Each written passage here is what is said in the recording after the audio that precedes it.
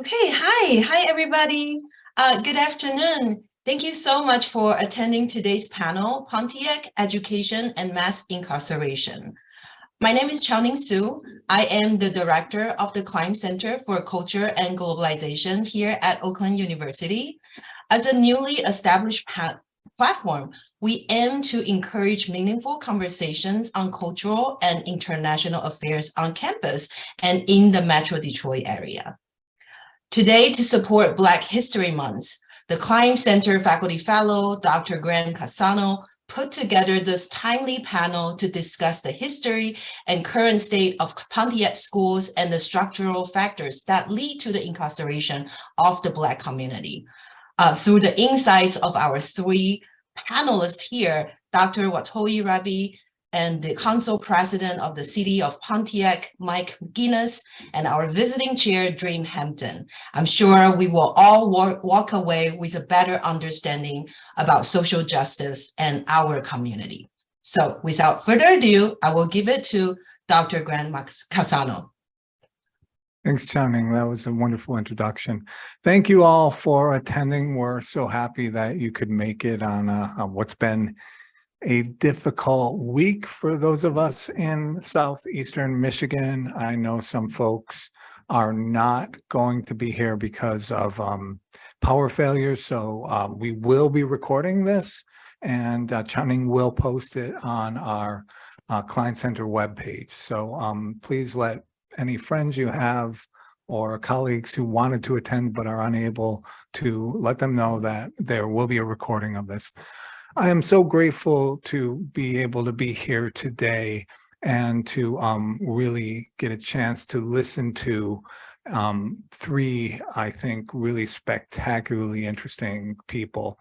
Mike McGuinness, the president of the Pontiac City Council and the former head of the Pontiac School Board as well. And Mike is also the executive director of the Oakland History Center here in Pontiac, and wears a bunch of other hats that he might mention as he gives his talk. In addition to that, we have Watoii Rabii, who is a criminal justice professor, but as I always say, not really. He's a sociologist.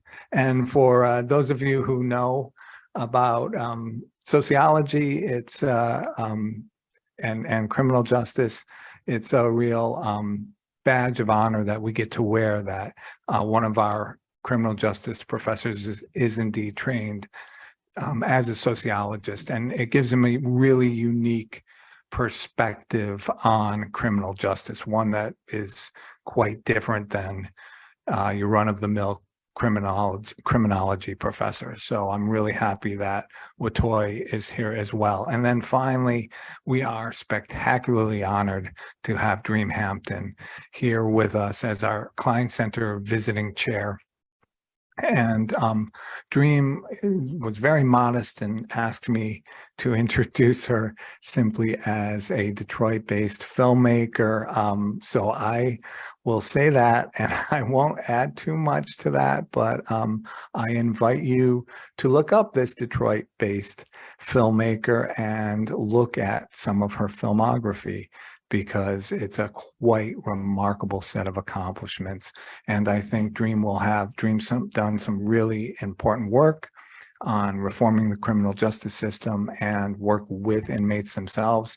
And I think Dream will have a lot to say about what we'll be discussing today. Well, I don't want to take up too much more of the time of this panel.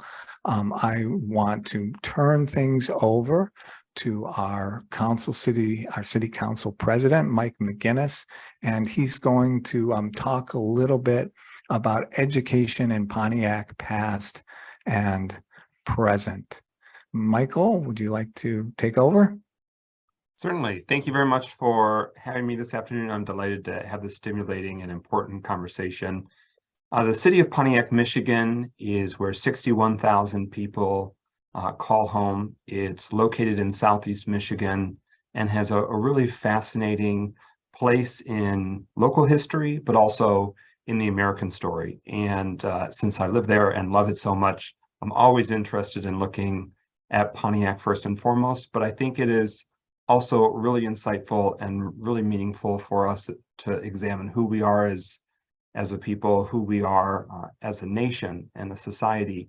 And Pontiac is a really important microcosm and tells the story of many different trends and developments that help shape who we are as a nation. So this is a conversation that has national implications, but I'm looking at it from the local lens.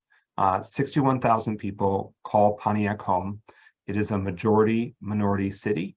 Approximately 52% of our residents are African American, 18% are Hispanic, and the balance are Caucasian, with a slight fraction of Native American and Asian Pacific Islander. But as a majority minority city, we also have a public school district that is even more concentrated in terms of Black and Brown students. So taking a look a little bit to the past, Pontiac was a thriving and rapidly growing industrial center in the industrial Midwest. And we were essentially for generations a one company town for General Motors, but we were absolutely a destination in the national Great Migration in both waves, where tens of thousands of Black families migrated from the Deep South to Pontiac and made their home here. And almost every Black resident to this day, they can trace their family's roots to that southern state, if they're familiar with it. But that is the bulk of the African-American population in our city, are those descendants of the Great Migration, which is so fascinating in and of itself, but really had an indelible mark with the rapid, but also fraught expansion of the Black community here in Pontiac. For when they arrived, they were coming to a segregated northern city with racially restrictive covenants and deeds in the very documents in terms of where people could live. And so in the southwestern portion of the city is where by the thousands, it was just more and more crowded, clustered, and segregated. And that was true until the 1960s with fair housing laws. But that legacy really set the stage for challenges that remain even to this day when it comes to education opportunities for Pontiac's Black and Brown students. So when that city was segregated in terms of housing, it was also segregated in terms of public education. Even in the years and decades after Brown versus Board of Education was decided in 1955, if you were a student in the Pontiac schools, which was the most well-funded and high-resourced and desired and sought-after school district in all of Oakland County, which today is a county of almost 1.3 million people with 29 school districts, but the Pontiac schools were preeminent among them all, in part because of it being the population center, it having a very strong tax base with General Motors and their employees and the households and the neighborhoods that were built to support them and their sort of supplier industries and wraparound job opportunities with a thriving and growing city. That the school district also, with its 28 elementary schools, had a small number of almost entirely Black student population schools. And those were the schools that were even more overcrowded, were less resourced, less staffed, and the staff that was assigned to those schools were entirely Black. That the administrative segregation that happened from the Pontiac Public School District assigned Black principals, administrators, and teachers to the entirely Black student body schools. And there was a great deal of segregation and racism that continued in the public school district that really came to a head when, in 1969, a federal lawsuit was filed by our local branch of the NAACP. And the attorneys involved were Elbert Hatchett and William Waterman, were really savvy and brilliant legal minds that lived in Pontiac. Mr. Hatchett had grown up and gone to school in these segregated schools, and so really had savvy local insights. So they took this court case. It was assigned to a federal district court judge, legendary and only recently departed Judge Damon Keith. And in 1970, it was ruled, rightly so, that the school district had undertaken administrative segregation and had prolonged the segregated nature of the community and prolonged and delayed the integration of students and staff in the public school district. And the only relief or solution that they could come up with when it came to the integration of the students at the elementary level was proposing of busing of a portion of the student body and basically busing across the community so that some of the students from the all-white schools would be transported to the then all-white, all-black schools to racially integrate, and vice versa, to racially integrate the student population. In 69 and 70, prompted by this lawsuit, they had already begun doing more hiring of Black educators and administrators, hired the first assistant superintendent, a Black man by the name of James Perdue, and worked to do actually the first in the country in terms of racial sensitivity training, or what we would call that today. They really were trying to scramble and make up for lost time, put some Black principals in the majority white schools, and they redrew the lines when it came to student enrollment and busing for the high schools. There were 2 high schools at the time, and of course the new high school was built in the growing new section, the northern section of the city, where it was almost entirely white neighborhoods, but they had to redraw those lines as well as for the middle schools. But it was a little more thorny and intractable with the neighborhood elementary schools. And so they had said in the course of the court case, the only thing we could really do to solve that is it'd be really expensive, but we could bus, we would have to bus students, and that's just too wild, that's too expensive. So AKA, there's nothing we can do, just oops, sorry about it. And so they delayed the implementation of that for a year, begged for time, and finally in 1971, Judge Keith said, listen, you cannot continue to kick this can down the road forever. It's been determined that you were in violation of federal law and the Supreme Court decision of Brown versus Board of Education. You're actually going to have to do this busing because you have not come up with any other viable policy remedy. And as that school year was to start in August of 1971, 3 nights before the first day of school, 10 of the school buses were bombed in the bus yard late at night by members of the Ku Klux Klan. And so in this very highly populated, dense, and multiracial, multi-ethnic community, though very fragmented and balkanized in terms of where they were concentrated and living, there was a racially motivated terrorist attack that happened, focused squarely on public education in the city. And it was literally sending shockwaves through the city and the state and nation. It made major headlines, as you can imagine. And it really was the biggest news story in all of Michigan that year, not just education news, not just what's happening in Pontiac. It was that consequential because it also was framing what was happening with the Detroit School District and their own court case about the segregation of students and staff that was happening there. So with this terrorist attack and really very, very unsettling and scary for the thousands of people that lived here and worked here. In one bitterly ironic point, it happened at the intersection of Montcalm and Saginaw, where the bus yard was for the school district, and literally across the street was a General Motors plant where thousands of families, Black, brown, and white, made their livelihood. Part of the reason why they all came to Pontiac and stayed employed and lived here. But also many of the buses in America, including our school buses, were made in Pontiac. So the very source of wealth for the then largest corporation in the country and the world, but also our major employer, one of their major products produced in Pontiac, the buses, also was this source and this flashpoint literally when it came to education, race, and who we were as a society. So when that happened, there were some calls to cancel the school year. That didn't happen. They forged ahead, and many community members and parents and educators worked hard to make the school year happen, which it did. And so the racially integrated 1971-72 school year happened.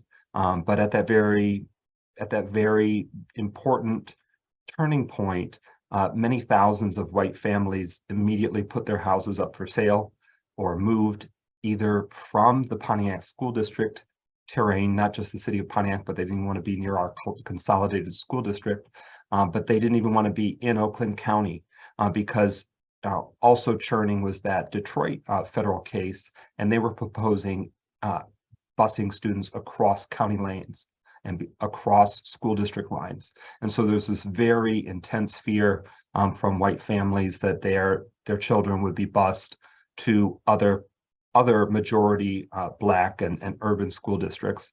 And it really led to a destabilization of Pontiac's public schools. That was 1971.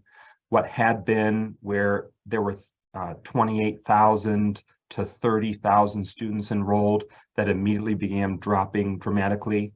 As that school year went on, some students were enrolled again and did return to school once fear and uncertainty had subsided a bit.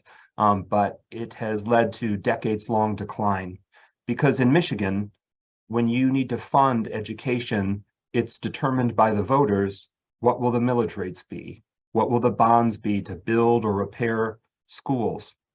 And what had been a very well-funded, I'm sure with many caveats, but essentially a very resource-rich and flush public school district immediately began receding. For any time there was a millage or proposal from the school district to fund or improve education in Pontiac, it failed.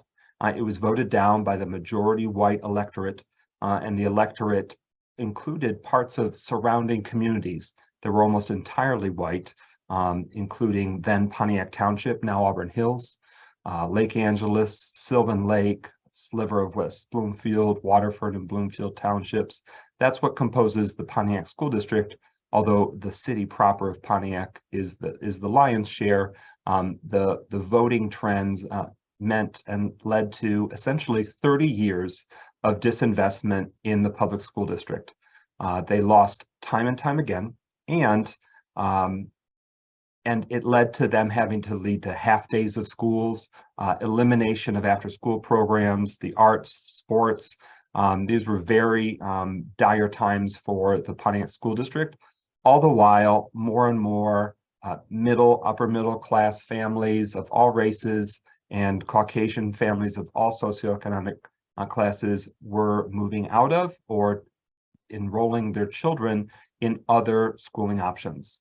Especially in the 90s and the 2000s in the state of Michigan, the legal landscape for education has changed, and it is very, very commonplace in Michigan. And for those that aren't longtime folks here, it might be hard to wrap your minds around it, but Michigan is the largest concentration of charter schools in the country.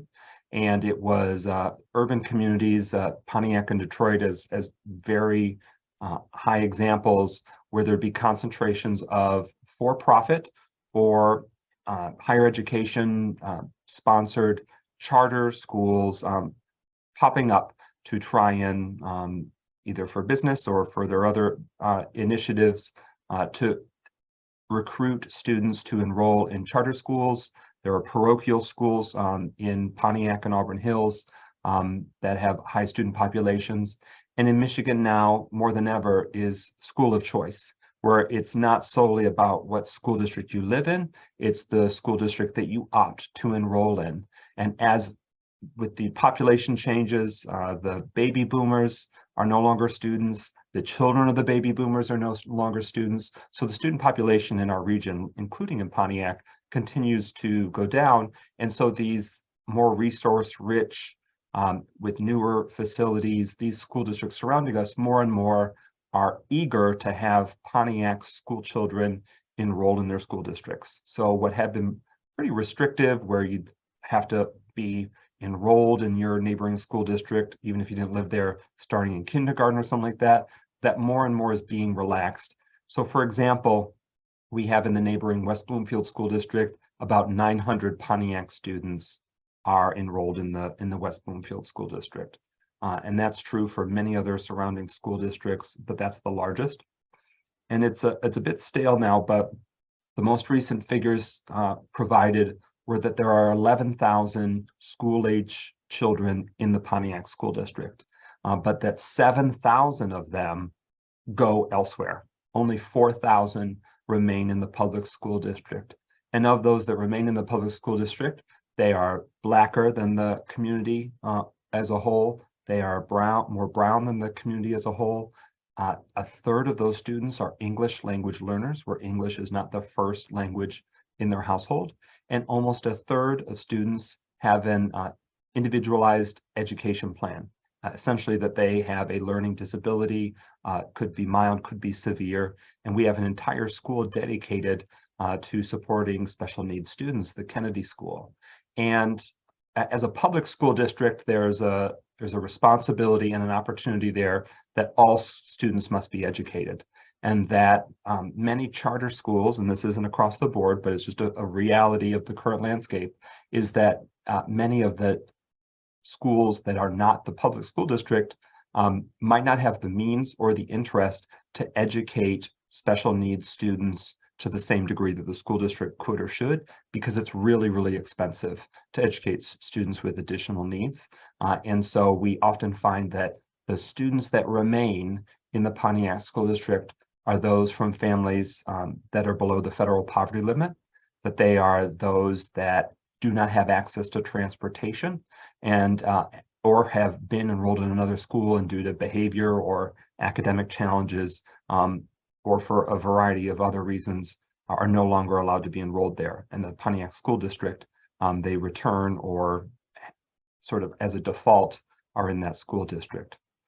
Since the Great Recession and the hollowing out of the General Motors jobs, there was a $51 million deficit in the Pontiac School District, the largest per capita in the entire state of Michigan.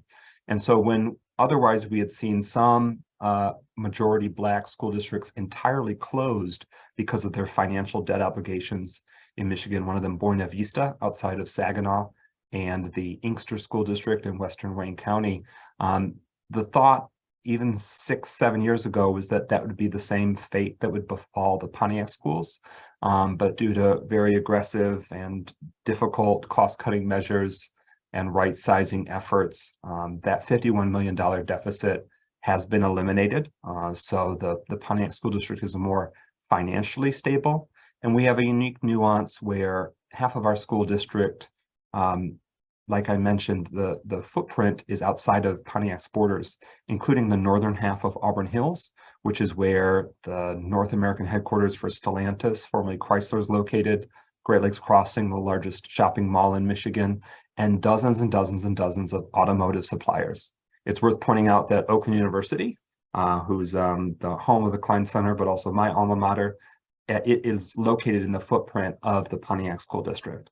And so as the northern Auburn Hills portion has thrived commercially, then the commercial tax base of the Pontiac School District has thrived as well. So the bottom line and the financials are a little bit stronger for the Pontiac School District, but the academics still lag.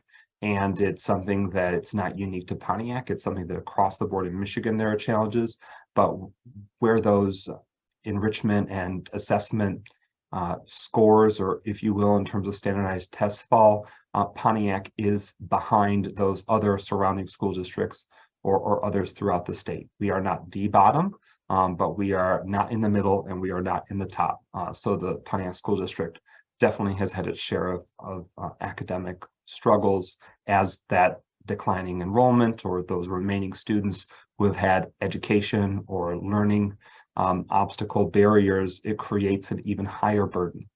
It's worth noting before I conclude my initial reflections that about 20% of residents of the city of Pontiac do not have reliable access to their own transportation. So transportation challenges cuts across many different strata in our community, but definitely has an impact on access to education, access to advancement. And it's worth pointing out that 22% of our city lives below the federal poverty line. And then there are many more still that would be considered working poor, where they might not qualify as by federal, standards as impoverished, but that are really one paycheck or one cycle away from losing it all or not even having their own housing. So There are many in the Pontiac community that are working hard to get by. And in part born out of its origins as a one company factory town, that over 40% of Pontiac adults are functionally illiterate, meaning they are successful, hardworking, they are able to function and survive, but that is despite the fact that they would, by many standards, be considered illiterate, that they don't have the full capacity to read and write. And it's really breathtaking in terms of how hard Pontiac residents work and people work to survive, that they overcome that. But it is a reality, and it has led to intergenerational cycles of those literacy challenges that have a really big impact in terms of the opportunity for Pontiac families to live their best, fullest, and most true lives. And so it's definitely had an impact in terms of the landscape in our community, especially as it relates to education and stability of the household. So there's much more that I can reflect on, except to say that Pontiac is badass. Pontiac is amazing. The people of Pontiac are amazing. And we really have a fascinating community. And despite our challenges, it is a city of resilience, of persistence, of love, of care, of families that really are united as a community, even despite these deep-seated challenges.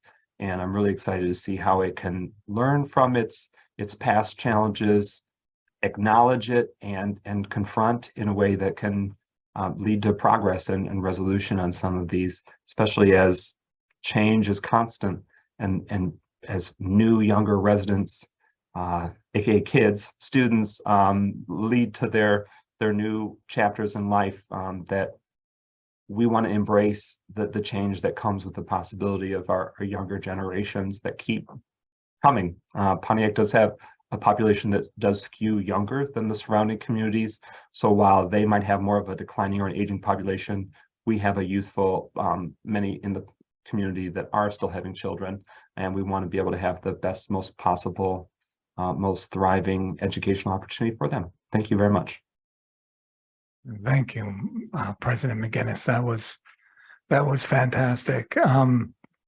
I think it's worth noting. I mean, Mike gave us, City Council President McGuinness gave us so much to think about and really prepared us for Watoii Rabii's discussion of mass incarceration, because we can already begin to see the direct line between underfunded schooling and overwhelming struggles among poor Pontiac residents and the prison industrial complex.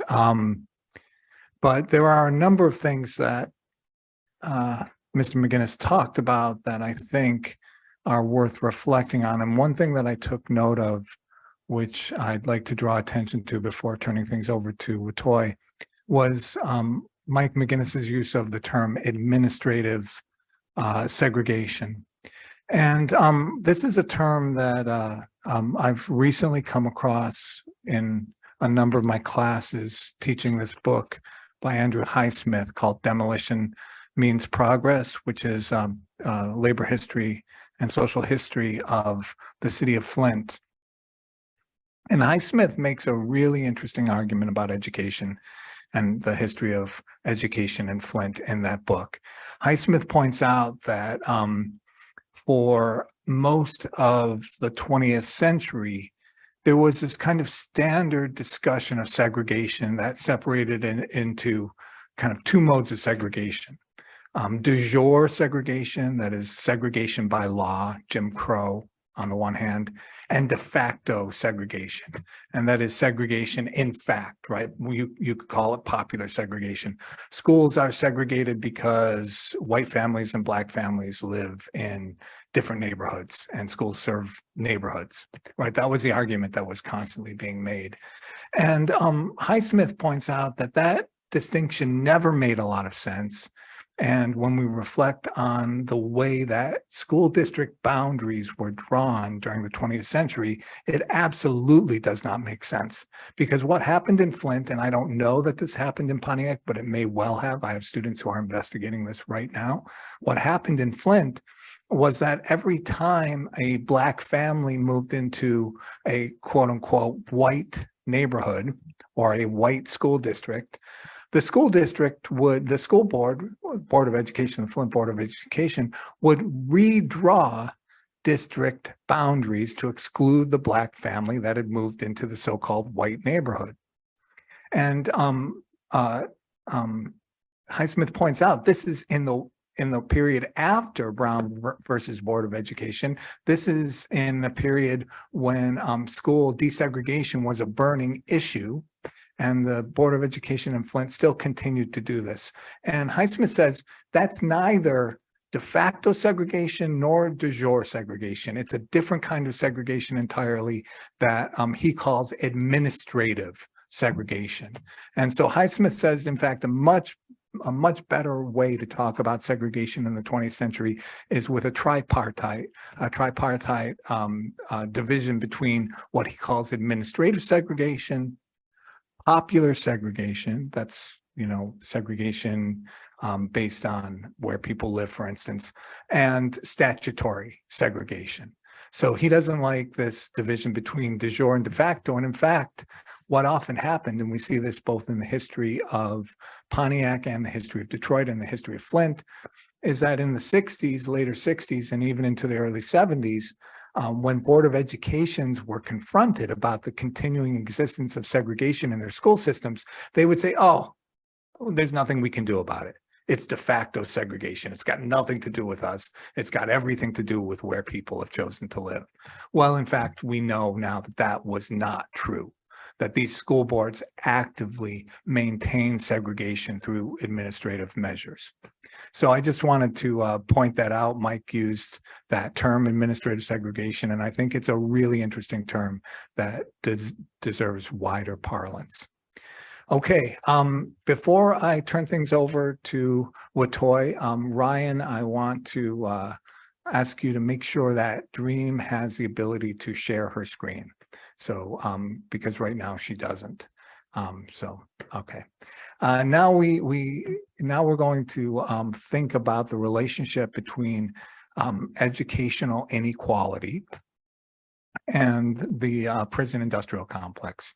And that brings us to Watoii Rabii's discussion of mass incarceration. Watoii Rabii is an assistant professor, as I mentioned at the beginning, of criminal justice at Oakland University. He is a trained sociologist, and he's one of the most interesting people in my mind, in the discussion of mass incarceration. So I feel really, really privileged that Watoii is joining us today, even though he is on parental leave from teaching because he's a new father. So with that, I want to turn things over to Watoii. Thanks, Graham. I appreciate it. And thanks for putting this all together. Bear with me 1 second as I share my screen with you.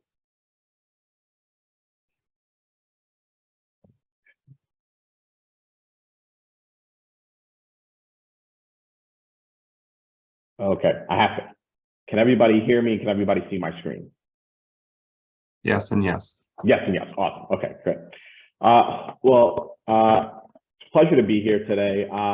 As Graham said, I'm going to talk about mass incarceration, and particularly sort of building off of both his comments and my comments. I want to sort of challenge us today to think about mass incarceration outside of just being an explosion in the prison population, and to really think about it within its broader historical context and how it's tied to backlash, particularly backlash to the civil rights movement.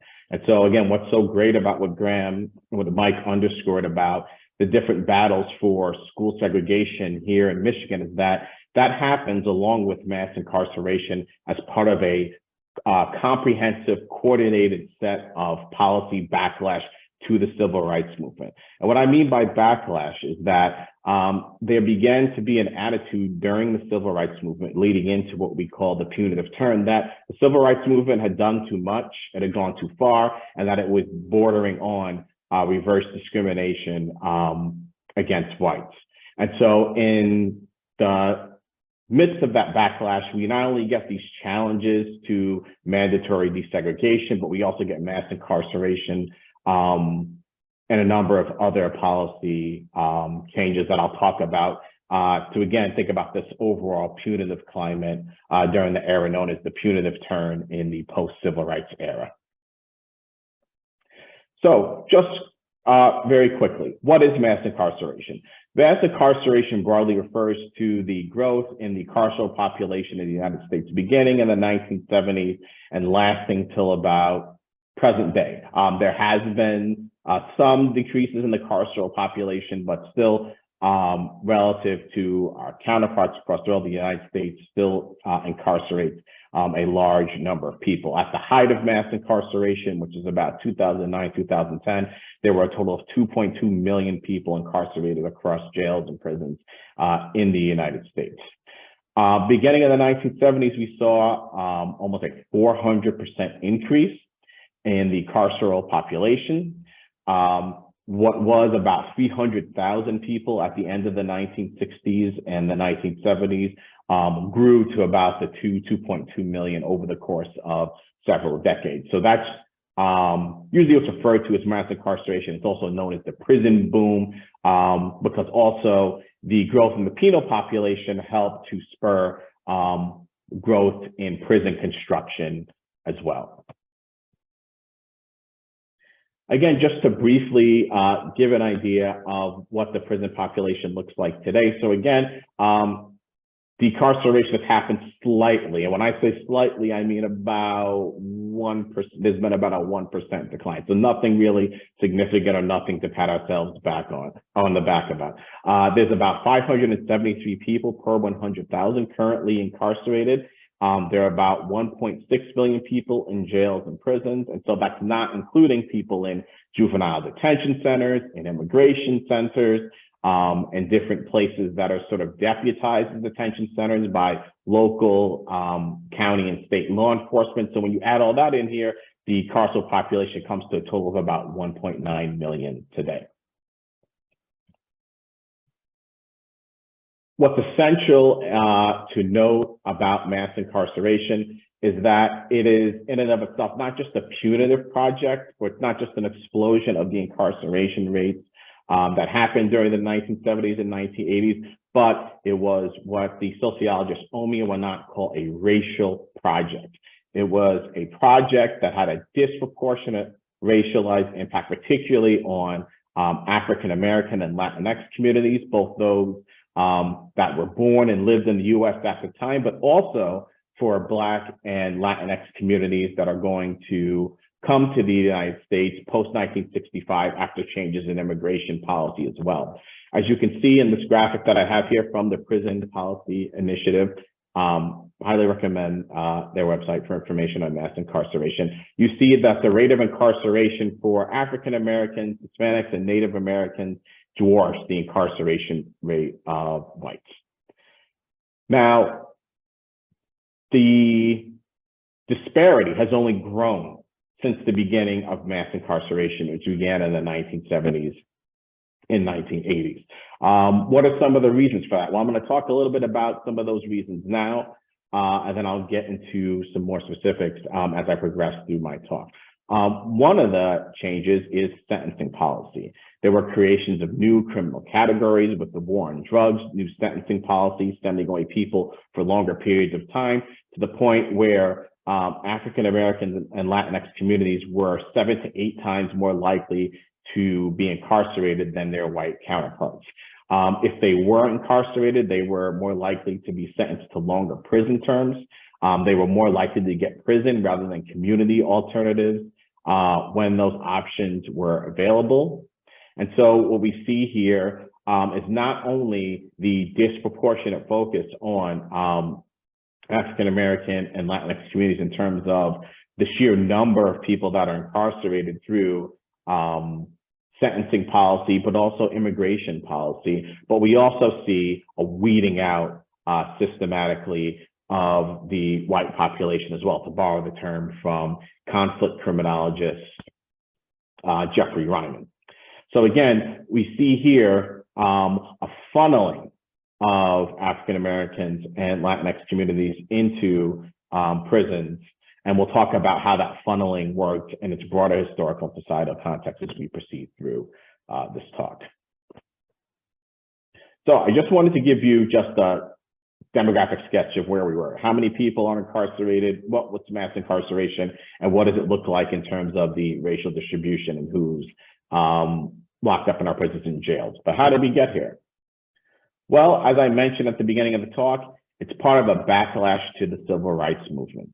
A number of measures, particularly the desegregation measures that Mike talked about during his comments, were seen as reverse discrimination against whites. They were seen as being the civil rights movement sort of gone awry. And so the discourse about not only desegregation and criminality in terms of mass incarceration, but other types of issues like welfare are going to play into this backlash to the civil rights movement. As the Civil Rights Act of 1964 was being signed during the same year, the war on poverty began, and the war on poverty is setting the seeds for mass incarceration by buying into this notion of pathology and social pathology as the cause for racial inequality and the oppression experienced by African American and Latinx communities. And so this notion of social pathology went into the war on poverty measures that were applied during this era. And so as those solutions are implied in the war on poverty, it sort of creates its own self-fulfilling prophecy. This war on poverty never addressed the structural elements, like, for example, persistent residential segregation that produced inequality, and instead tried to take a more self-help approach, trying to give people job training, trying to get people to dress better. And so these initiatives don't really do anything about the inequalities that are baked into the United States, again, particularly through residential segregation, labor market discrimination, discrimination in the criminal justice system. It just tries to address the symptoms with no results. So when we get to a punitive turn, when we're talking about mass incarceration, people can say, oh, well, the war on poverty failed. Well, it's not that it failed, it's that the policies that were implemented sort of played into sort of racist ideas of culture of poverty, the disintegration of the families of people of color. And so that begins to create a notion that people are undeserving, which is playing into also this notion of mandatory desegregation, but also things like affirmative action is being seen as handouts. So my point is, sum up, it's all drawing from the same ideological reservoir to form this backlash. But again, just to drive home the point, even during the civil rights movement, civil rights era legislation was laying the seeds for the punitive turn. And it should also be said that although civil rights legislation was said that what was believed that civil rights legislation sort of eradicated inequality, it really installed weak measures that also only address the symptoms of racial inequality, so that things like persistent residential segregation continued to happen into the 20th century. So what does backlash look like? Backlash has a number of components. I conceptualize them into 4 parts. Racial ideologies, which are beliefs, just to sort of sum up quickly, they're just beliefs about the causes of racial inequality, beliefs about different racial groups. Also, as Mike and Graham spoke about, opposition to desegregation, but also affirmative action, again, are being framed as this form of reverse racism, reverse discrimination, and are being seen and viewed as handouts. And so this logic of handouts is not only going to inform this idea of people of color as deserving of punishment and not deserving of any type of federal intervention for inequality, it's also going to play directly ideologically into the welfare reform we're going to see as well. We also see the emergence of neoliberal policies, one of which is welfare reform, which saw the defunding of social and educational services, which worked to exacerbate the already oppressive conditions that were wrought by the persistence of residential segregation.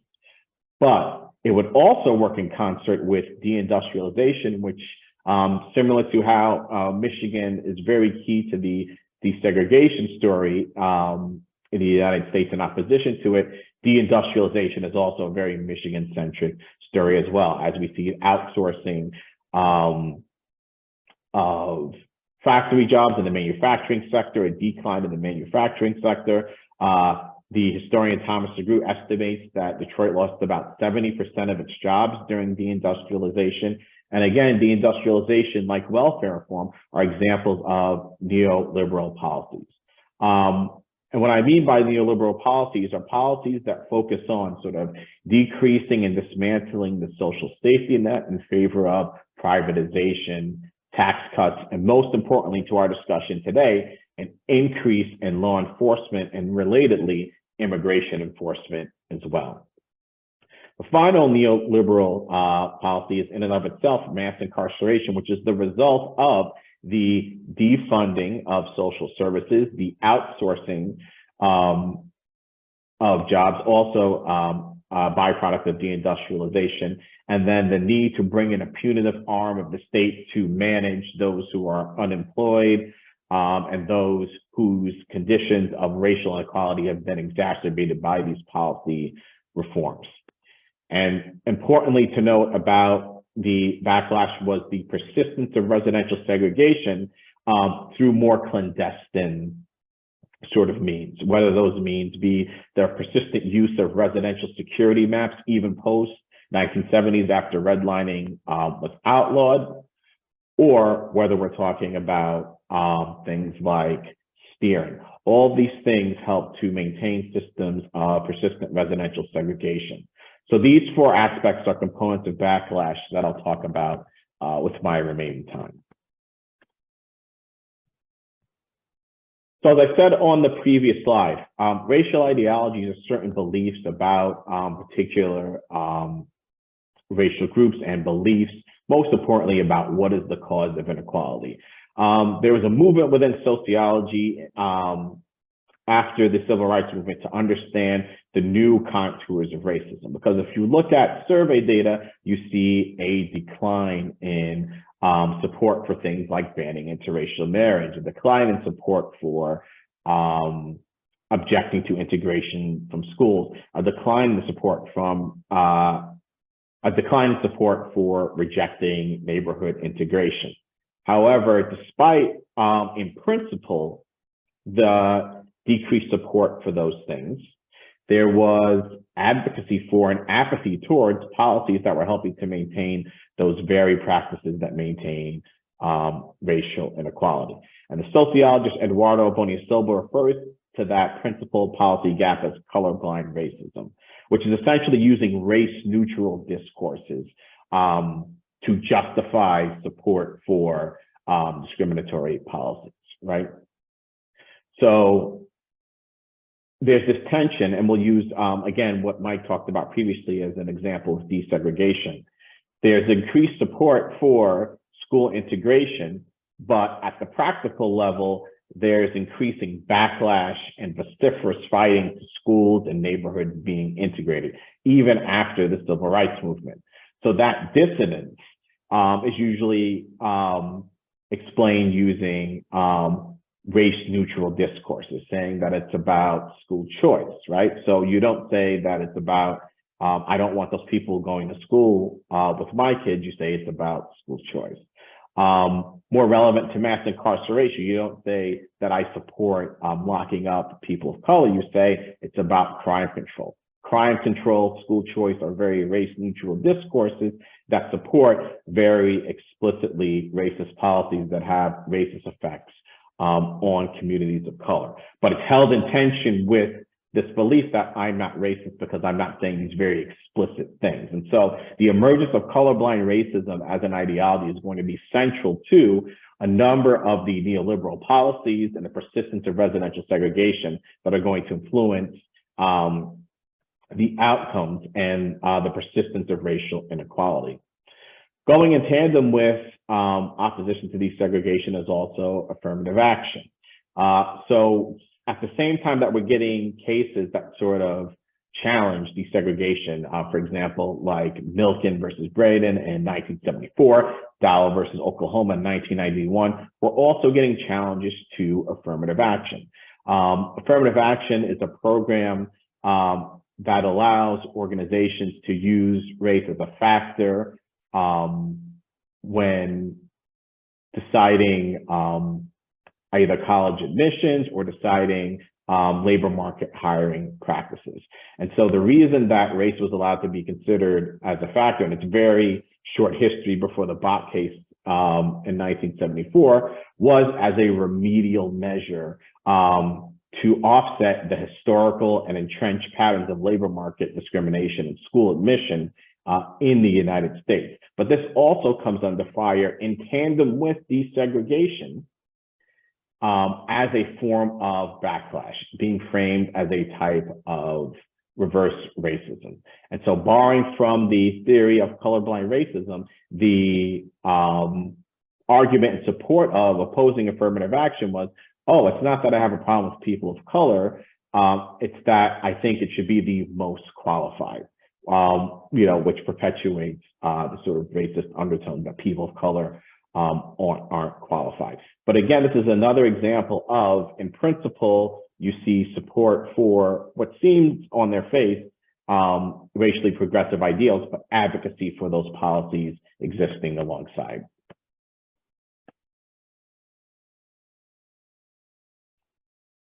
As I stated before, deindustrialization is one example of a neoliberal policy. And by neoliberal policy, again, I mean trying to decrease the role of the state, particularly of social services, and replacing social services with a more coercive law enforcement arm. And some other practices that are associated with that are privatization, tax cuts, and one of the places that we see neoliberalism play out, particularly for Michigan, is in deindustrialization, again, with the declining in the manufacturing sector. That was a policy choice. And it was a neoliberal policy choice that had disproportionate effects on people of color. People of color were also already, rendered vulnerable in terms of wealth inequality and wage inequality because of the persistence of residential segregation. So deindustrialization leaves those communities already rendered vulnerable through racial inequality, subject to a new form of racial inequality. Because as the manufacturing sector begins to decline, it moves one of the only viable employment options that African-American and Latinx communities have in segregated neighborhoods. So now you're compounding the racist effect of residential segregation with deindustrialization, hence the title of William Julius Wilson's book, When Work Disappears. Now, as the industrialization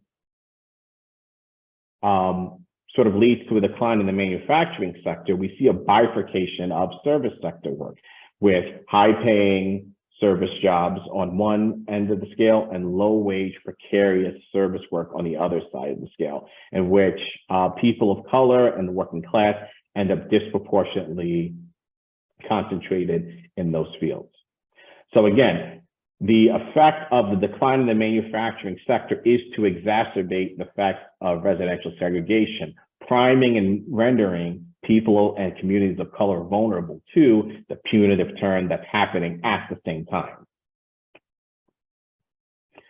We also see advocacy for welfare reform. Again, going in concert with opposition to affirmative action and desegregation, welfare reform comes from the ideological idea that people of color want handouts, people of color aren't working. Welfare given to people of color is a form of reverse discrimination. And so as the manufacturing sector is declining in the United States, there's also a decrease in welfare funding that's sort of advocated for by both Democratic and Republican politicians at the time. And so what welfare reform does by decreasing funding for welfare, again, we're talking about the literal defunding of welfare and a simultaneous increase in funding for the criminal justice and immigration system, we see that there is also a backlash that occurs in support for welfare reform as well. So this leads us to, bear with me one second, systems of pervasive incarceration brought about by the combination of residential segregation and mass incarceration. Pervasive incarceration refers to, as Jessica Sines notes, the geography of mass imprisonment. So in some neighborhoods that are already segregated are experiencing a decline in the social safety net as they lose access to the manufacturing sector through employment. And so to deal with the fallout from that defunding, the punitive arm of the state moves in. And what does the punitive arm of the state look like? Broken windows policing, racial profiling, mass incarceration, long sentencing, and disproportionate racist sentencing for African-American and Latinx communities. And in concert with that, punitive immigration policies as well. So I'm going to wrap up there. Hopefully I've conveyed how mass incarceration and also relatedly immigration policy fit within the scheme of civil rights backlash. Thank you. Thank you, Watoii. That was really spectacular. I like the way you point out, and I think this can be said about a lot of the policies you specified, that deindustrialization was not the result of uncontrollable economic forces. It's often represented that way, but in fact, it was a result of a series of policy choices made by both company executives and policymakers at the state, local, and national level. So I think that was a really powerful presentation. All right, I don't want to take up, we're running out of time. I don't want to take up too much more time commenting on Watoi's wonderful presentation. Instead, I want to turn things over to our Klein Center visiting chair, Dream Hampton. Thank you. And thank you both for those presentations. I was to reflect based on what I'd heard. And as I was listening, some work that I did came to mind. And so I'm going to pull it up and show a few seconds. Well, a few minutes. I think that we have until 6:30. So as Graham said at the top, I am a writer and filmmaker from Detroit. Very important to me. So much of what I was hearing today in the presentations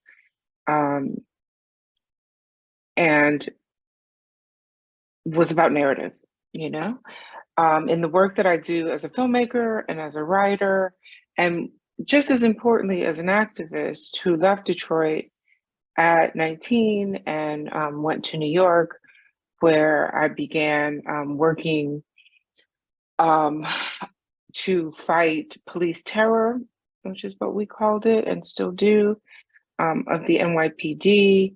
And we began doing work to raise awareness about political prisoners in the United States with the national organization Malcolm X Grassroots Movement, where I was a founding member of the New York chapter. We did that work for dozens of years. We successfully, a member of our organization successfully sued the city of New York to end stop and frisk. We also worked to bring home political prisoners in the United States, many of whom are just coming home. Most recently, Dr. Mutulu Shakur, kind of more colloquially known as Tupac's stepfather. He was granted a compassionate release in December. Sekou Odinga, Sundiata Acoli. There were many people who fit the international definition of political prisoner right here in the United States, who were framed and targeted for their radical politics in the late 60s and early 70s. And we worked to bring those people home, many of whom had been in prison for 30 years or more. But as an NYU film student at the time, and as a writer, I was keenly aware of narrative. As someone who grew up in Detroit in the 80s, who watched Ronald Reagan, for instance, Watoii was just talking about the welfare queen, you know. It was in 1974, about 6 years before he became president, that Ronald Reagan started floating this narrative about the Chicago welfare queen. She was indeed a real person. There's a book and a documentary made about her. Her name is Linda Taylor. But what he was able to do with this narrative was talk about a whole system, and talk about and advance his agenda to kind of shrink government. I forgot who said, so that it's small enough to drown in a bathtub. It was one of the famous Republicans. There's a more recent example of this narrative. So these narratives get set, and then they don't even get interrogated, you know? They almost become kind of fact, or something that your parents believe, your grandparents believe. That the welfare queen myth has been around so long that it's a multi-generational myth at this point. That's the kind of legs that it had. A kind of common new cyber era example of that, and I wish I could see the participants' faces if there are any students in the room today, would be a receipt that was going around social media that showed that someone had paid for crab legs with food stamps, with EBT. Who knows if this were true or not? But the problem about these myths and these narratives is that they quite quickly, particularly by the right, get used to set policy and agenda. So that right now, in hundreds of counties and cities and almost every state in the country, you know, there's been some attempt to limit the way that people who are on food assistance programs use those programs. Another kind of myth about SNAP, in my work with Moms Rising, an organization that I've worked with for a dozen years, we are constantly having to fight the myth that Black people are the majority of people on food stamps or on food assistance programs. These are myths, and there's all kinds of studies and scholarship on. Heather McGee actually wrote a great book about affecting policy that actually hurts you. I mean, supporting policy that actually hurts you as a white person, as a poor white person. Heather McGee talks about when swimming pools were desegregated and how many neighborhoods decided to pour cement in the pools rather than swim in integrated pools. Therefore, denying their own children this, summertime leisure activity that was subsidized by different municipalities. Anyway, another piece of work that I've been doing for a while is with Color of Change. And we recently released a report. There's going to be a second report. And I'll just tell you the name of it, and you can look it up if you're able, but it's called, if you put in Color of Changes, Normalizing Injustice, you would see a report that we did with UCLA and the Norman Lear Center on crime procedurals, so criminal justice procedurals. And so what we did, and I'll pull up the kind of numbers of what we looked at. I didn't prepare a talk. I was literally here to give feedback, but I'm so stimulated by everything that I said. We looked at 26 crime-related scripted television series. If we looked at reality TV, that would be a whole nother can of worms, and there is that study, but it's not complete. 353 episodes randomized, 42 creators, 27 showrunners, and 275 writers. And across almost all series, we saw, patterns, wrongful actions specifically associated with racial bias and prevalent in real life were conspicuously absent with respect to depictions of criminal justice, of the system. Consistently, these series depicted the standard day-to-day practices of criminal procedure and their outcomes as race neutral, when in reality they are not. Almost all series conveyed, I'm just reading some of the highlights from the report, conveyed the impression that change is not needed. Though ever, and any of us who've been affected by the criminal justice system would argue vigorously against that. Though ever present in discussions of the criminal justice system in real life, in 353 episodes across 26 series, there were only 6 discussions mentioning innovations or reforms related to the criminal justice system. Viewers were least likely to see victims of crimes portrayed as women of color. Black women were rarely portrayed as victims, 9% of all crimes and 6% of primary crimes. The likelihood that crime victims were white men was 35%, white women 28%, men of color 22%, Black men 12%, and women of color of 30%. Now this is looking at Law and Order Special victims. Unit had the second highest level depictions of women, but the lowest level depictions of people of color. What does that mean? Because this isn't a water is wet kind of study that we did. We really dug in deep. We looked at who was writing these shows. And one of that question of like who gets portrayed as the victim is quite an important one. In a city like New York, Black women are actually overrepresented in the index when it comes to victims of crime. But they are not considered sympathetic in television. So they are underrepresented grossly in these procedurals. And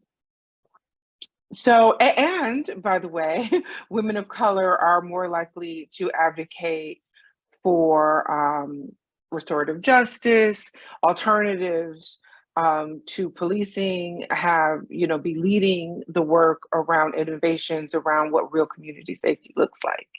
And that is evidenced, of course, by Critical Resistance, an organization that was founded by Black feminists in the 1980s, including Angela Davis, Kathy Cohen.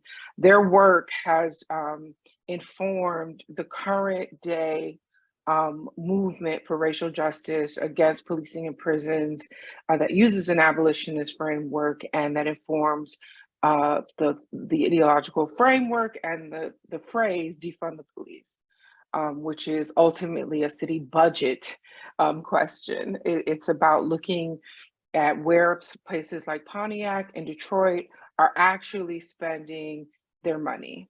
And increasingly, that is on police budgets, where there's no evidence that this kind of spending is making our community safer. In fact, there's evidence to the contrary all of the time. And programs that I grew up with, for instance, in Detroit, where I learned how to swim at the Coleman Young Center, or all of these kinds of programs, summer jobs that we used to have, all of these programs have been defunded, and not least of which would be education, going back to Michael McGuinness's talk earlier. So this question of where policing and education intersect is one that is what I'm going to present today in a few minutes. We'll show a few minutes of a BET 1-hour episode, which is a part of a 6-part series that I produced. Basically, BET in, what year was it? I guess it was 2018. This came out in 2019. I did another project in 2019, Surviving R. Kelly. And it got a lot more eyes on it than this project did, but this project was as important or more important to me. It was also a 6-part docuseries, 1-hour episodes. BET asked us, what are the problems that are facing Black people today and how can we address them? They almost fell asleep when I talked about voting, protecting voting rights, but we did get that episode in there. We shot that in Atlanta, the year that Brian Kemp expunged tens of thousands of voters when he was running for governor the first time against Stacey Abrams. I don't want to claim to be prescient, but we put our police brutality episode in Minneapolis. George Floyd had not been killed, but Philando Castile had been, and his partner Diamond Reynolds had filmed that killing. We also knew that we had a police union president who was a member of a white supremacist biker gang in Minneapolis, and so we had a whole episode there. But the episode that I'm going to show a little bit of today, we called Criminalization of Kids, and it was really about policing in the LA Unified School District. And it was about what was inspiring to me, what made me want to do this episode was the children and their parents, but really the children organizing against having to go through TSA-like shakedowns and security to get into school, you know? And this too came from a narrative.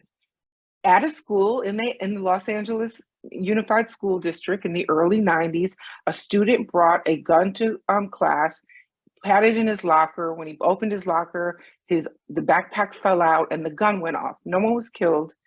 That incident has created 3 decades of policy.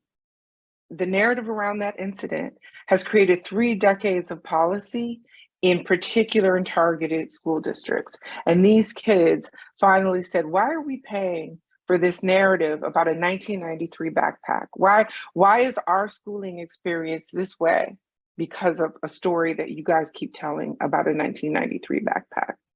Again, narrative is deeply important in this work. I'm not a scholar, I'm a filmmaker. I work in media, I'm an activist, I'm a writer. And I can't tell you how important narrative is. I used the name Tupac earlier today. Some of you may have never heard any of his music, but there has been enough narrative and myth making about that particular artist that I can say it and it means something to you. That work didn't happen by, coincidence. I was one of the people writing about Tupac when he came along. Narrative is everything.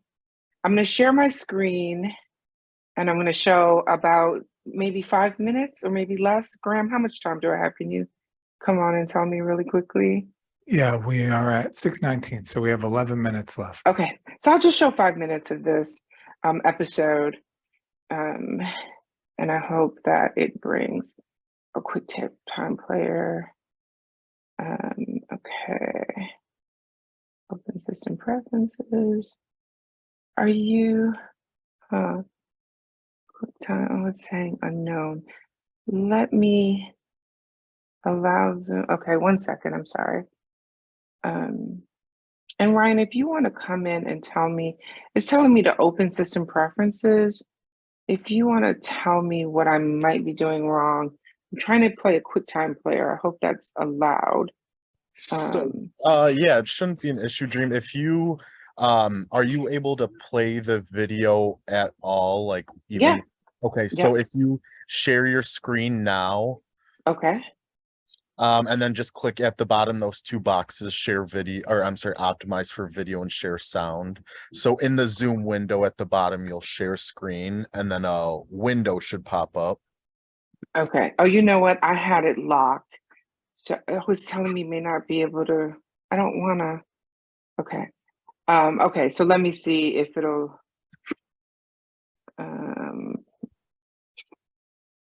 I had, okay. Yay, I think it's happening. Yes, perfect. Okay, good. All righty. So I'm going to show 5 minutes of this episode, maybe 4. I'll end it there. Again, not only was I proud that to be featuring students who were organizing and fighting back in this episode, they attend and disrupt a local school board meeting, demanding that, aid for an end to this policy and to having police in the school and these systems. One of the students, the one you saw in the beginning, visits a school not 3 miles from her in a majority white school district where they've never experienced random searches. They conduct a random search so that those students can know how it feels, and they talk back about how that made them feel.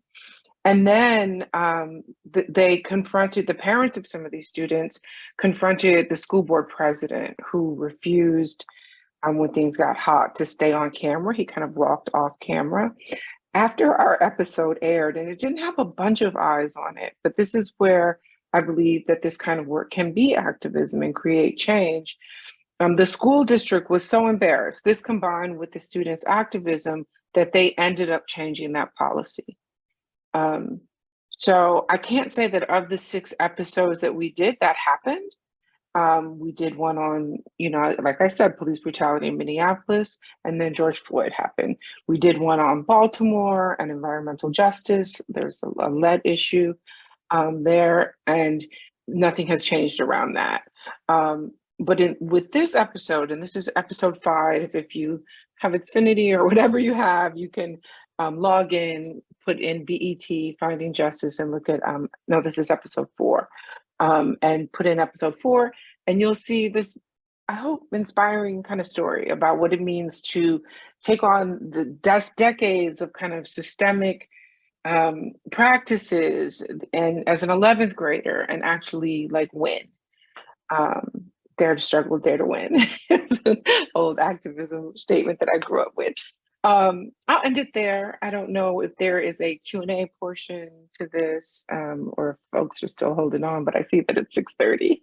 And I'm just honored to have been on a panel with Watoii and Michael McGuinness. This has been amazing.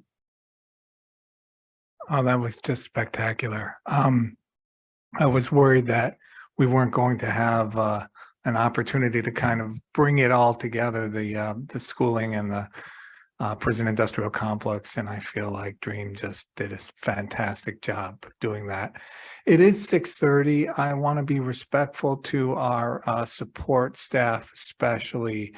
Xiaoning, do you think we can take a couple of questions without Yeah, absolutely. Yeah, good. Okay. So we do still have participants involved, and if you go to the Q&A on your panel, you can ask questions through that, or I'll also keep my eyes on the chat. So if anyone has a question, please, by all means. Or a comment.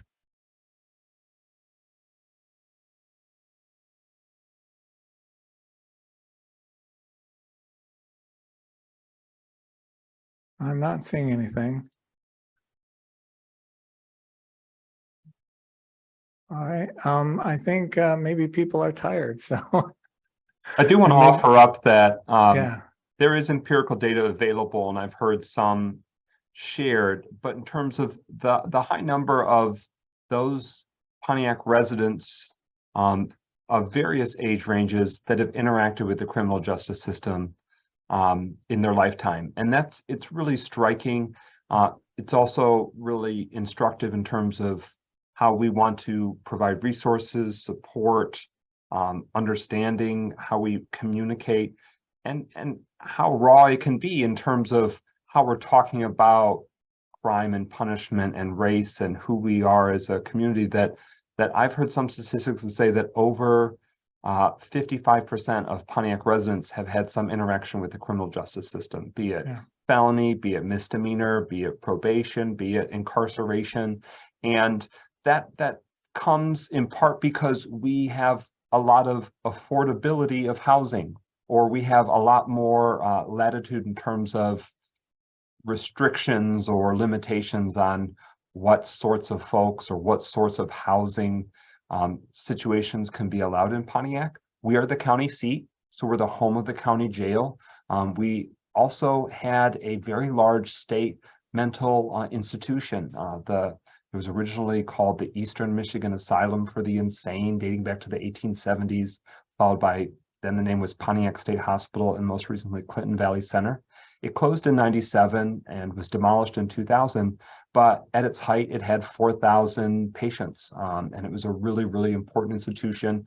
And then as the state of Michigan essentially divested itself of the responsibility of caring for those with mental health challenges, it's often sort of led to various sort of halfway houses or, sort of home-based care or folks that just transition to the street. So Pontiac has a very, very high concentration of those on the margins, but also those that have, through their lifetime, interacted with the criminal justice system. And I just wanted to raise it. It's a conversation for another day, and there's never any easy policy solutions, but it does have an impact and a role in that many children growing up in our community, that they have direct interaction with family members of various generations that they themselves have been victimized or have victimized, that they've been through the system, so to speak. And that has really big implications psychologically and resource-wise, that it's really worth centering that Pontiac has a high concentration of that compared to our surrounding communities, but also higher than, I'm sure, the national average for many, many reasons. Yeah, and along with the criminalization of childhood that Dream pointed to, I mean, I think pointing to the closing of the hospital here, we see the criminalization of mental illness as well, as a big part of this neoliberal push. Watoii, do you want to make any wrap-up statements? I just want to say thanks again for putting this all together. I guess I would wrap up by saying mass incarceration, again, school or prison pipeline, again, always need to be thought about in terms of as a coordinated policy intervention. And it's not just mass incarceration, it's desegregation, it's what happened with affirmative action, it's what happened with deindustrialization. And it's important to understand how those things interact to exacerbate the effects of inequality. And I think that Dream's video was important because it's showing how, during the neoliberal era, there was this talk about budgetary waste and things like that. But you see, it's not that there was waste, it was that money was taken very much from welfare and from education and from hospitals and put into this law enforcement apparatus that is continuing to enforce the status quo. So I would say, just to drive home, mass incarceration is, again, a coordinated policy response, and that it's important to think and to have policy interventions that deal with the issues that are structural rather than creating sort of pathologies. Otherwise, we reproduce backlash trends that we saw after the civil rights movement and even after Reconstruction, which I think, unfortunately, we're seeing now in the crime rhetoric discourse and the backlash to the Black Lives Matter movement. So I'll just conclude with that. Great.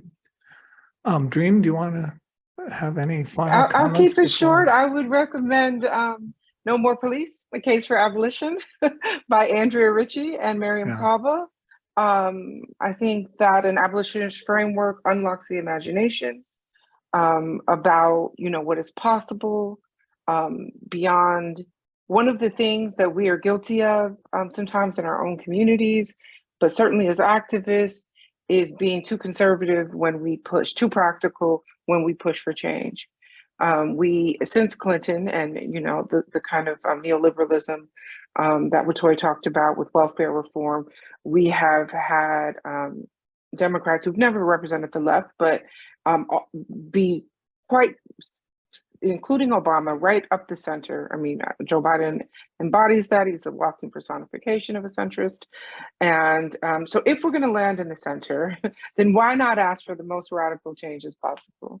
Yeah. So when Obama criticized activists for saying defund the police, by the way, there was when we got to Ferguson and we're talking about Black Lives Matter, they said that was too radical. So including, Eric Holder from Obama's administration. So, really drill down into what on my site on dreamhampton.com, we have a video about the work that we did to prevent 2 prisons from being built in Los Angeles. So there were about to be $3 billion spent on 2 new prisons. And we went and did something I'd never done before, which was we went and did a kind of art protest at a budget meeting. And I've been used to showing up at precincts. I've been used to showing up at police commissioners' offices, houses, but I've never been to a budget meeting. And those were the people who were making the decisions, and we were able to shut that down, you know? So anyway, I'll just say that, and I'm someone who is loath, you know, given gender violence, to self-identify as an abolitionist. But, you know, the more that of course, if you want to be more scholarly, Ruthie Gilmore and Golden Gulags would be the way to go. But just as a primer, No More Police, A Case for Abolition by Andrea Ritchie and Miriam Kaba, I had strongly suggested. That's great. Thank you. Thank you. This has been wonderful. I mean, the story I'm hearing here is not just a story of education and a story of incarceration, but the story of 20th and 21st century capitalism. And I think what our panelists have really done is put together a systemic analysis that points to some of the fundamental failures of that system as it stands today. And I don't want to open up a whole new can of worms, but Dream touched on environmental racism. And I think one of the questions that I was struck by today before this panel started is, why is contaminated soil from Ohio being shipped to Wayne County right now? Why is that happening? Why is it Wayne County that is an environmental dumping ground for the contamination that a private company caused in Ohio? That's striking to me, and it fits into this story in ways that I wish we could explore. And maybe a narrative again with East Palestine. I mean, the right got in there right away and made this a story of white grievance. We didn't even talk about the train derailment in Detroit, let alone the shipping, let alone the systemic questions of private industry and who's responsible. So, I mean, really quickly, narrative gets hijacked and you find yourself swimming upstream, and you find yourself making a counter argument to a boogeyman, to a straw man. Okay, thank you. I'm sorry. Okay.